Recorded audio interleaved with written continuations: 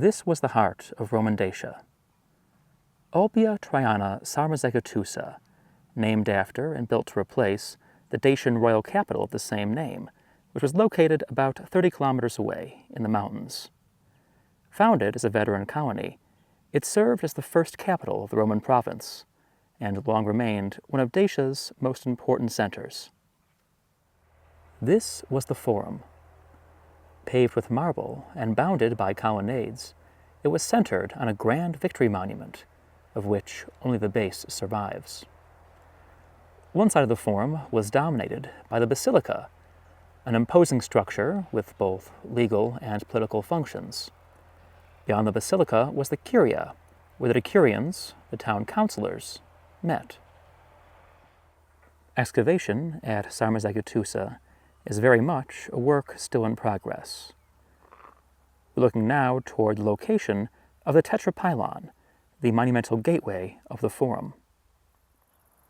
We're standing beside the palace of the Procurator, the chief financial officer of the province. This structure was associated with two baths, one of which was almost certainly given over to the Procurator's personal use. A fresh kill. In this newly uncovered building, you can see where the archaeologists have thrown tarps and gravel over fragile components of the newly exposed structure.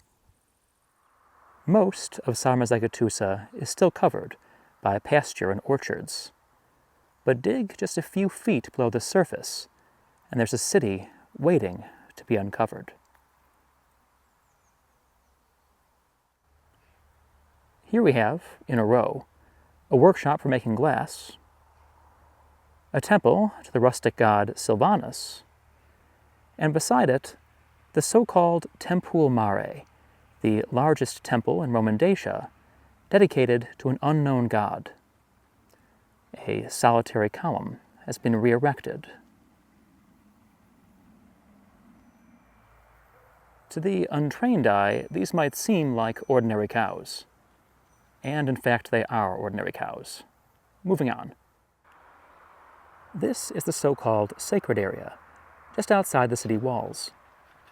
It featured a series of temples, perhaps the most intriguing of which was dedicated to Nemesis, the goddess of fortune who was especially associated with gladiators. Beside her shrine, fittingly, was the amphitheater, which had seats for about 5,000 spectators. At the moment, as you can see, it's closed for renovation, which is laudable in itself, but kind of a pain for those of us who came 6,000 miles to see it. If nothing else, it's a sign of the things that await a future visitor to Ulpia Traiana Sarmizegetusa.